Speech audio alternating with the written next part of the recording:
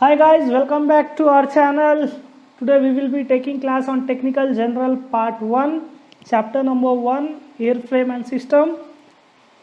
This chapter mainly says about fuselage, wing and stabilizing surfaces.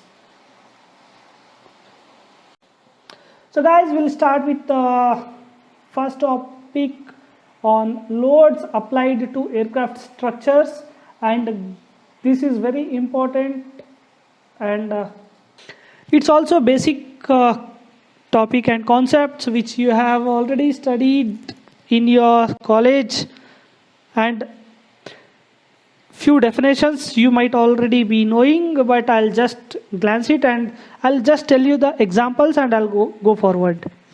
So the first topic is tension force. I'll not tell the definitions, just I'll give example like tug of rope, what we play as a game. In that, what we do is we will take the rope and we'll be pulling towards each other, and the tension in between will be generated. This is known as tension force. Next is compression. Guys, compression is simple, like you can take your Pepsi can or any other tin. When you press it, it will be compressed inside. That is called compression. And guys, these topics I'll teach you further, like where it is used and what is the uses of this. So please be aware of these small topics. So guys, next topic is shear. Shear is nothing but, you can take it the example of scissor, or also you can take a piece of paper. When you tear it in your both hand, there the shear stress will be generated. And bending, you all as you usually know it, what is bending. So guys, when you bend any object, there is a 3 stress generated. Like once you bend in the center, it will be compression, the outer side will be the tension, and across will be the shear stress. So this is also known as combination loads. Torsion, guys, torsion is nothing but twisting.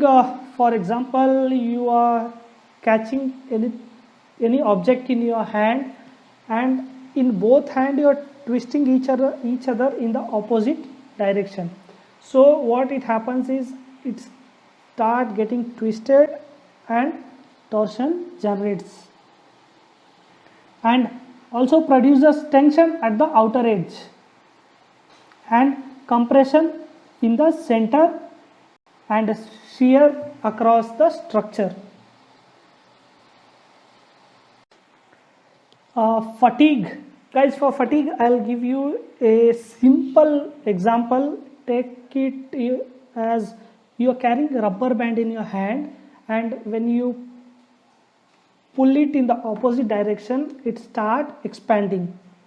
At certain limit, it will stop expanding and it will break from some point. The point where it is braked is known as fatigue point, and these always occur in our aircraft structures. Like this doesn't happen suddenly, or it doesn't happen like you are flying and some of the structure of your aircraft got damaged. Before getting damaged, it shows particular indication. So fatigue is nothing like, it doesn't happen at a time.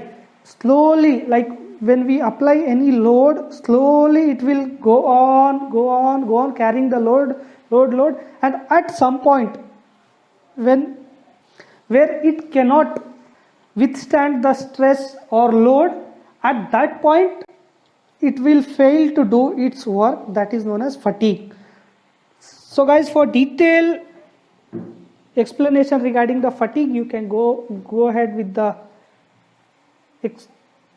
definition, and the flow chart also we have given in the slide. And the main thing, like fatigue, it takes particular time, it has some cycle, and once we reach the cycle, then only it stop doing its function and start damaging the parts or wherever the load is exceeding in the aircraft. Aircraft structure. In aircraft structure, the first foremost important part of the aircraft is fuselage. Fuselage is the main body of the aircraft, and without fuselage we can't assemble the aircraft. Like it holds the wing holds the engine, so each other are linked to one another. So guys, fuselage is also mainly useful for carrying the loads like cargo, passenger, and also the cabin crew. In the belly it carries the fuel and so many structures.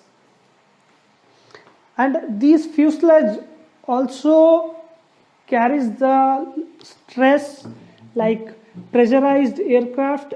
For example, it is nothing but a balloon. How inside the balloon there will be air pressurized. The same way aircraft fuselage is pressurized, and it mainly carry axial stress and hope stress that I'll be discussing in the upcoming slide. So we'll proceed to the next slide. So guys, for example, just take, this is the fuselage and a center line which is we are showing as axial stress. It is measured the force acting on a structure. For example, I'll give it as a beam. You can take it as a beam, like construction beam. Think it is fixed at one point and other point is, and in another side you are pulling it, and this force is nothing but called as axial stress. These axial stress are normal stress, so they are both like normal and axial. And the same from the center of the axial stress, you can see the arrow mark showing towards outer side of the center, so that is called hoop stress. Like you can take it the fuselage as a cylinder, and all the pressures acting outer side, like the fuselage is totally packed and all the hoop stress is acting towards outer side. So what it does, it's try to expand the fuselage size. And in normal terminology, it is also said as tensile. It is tensile in nature, so it is called as hoop stress. Fuselage design can be of number of types, but they have number of cross sections. And each and every model and design has their own advantages and disadvantages. And in earlier days they used to use rectangular shape of fuselage, and now they have switched into a circular shape of fuselage. So regarding this size and design of the fuselage, we will be teaching you in the next upcoming part 2, which we will be releasing on Monday evening at 5 p.m. So guys, till then, thank you for watching the video, and I would like to ask you, if you wish, you can subscribe our channel, and you can also press bell icon for the latest updates. Do also comment and give us feedback. If any feedback you have, we will be considering that and we'll try to change it as per that. Thank you for watching. Bye bye. Take care.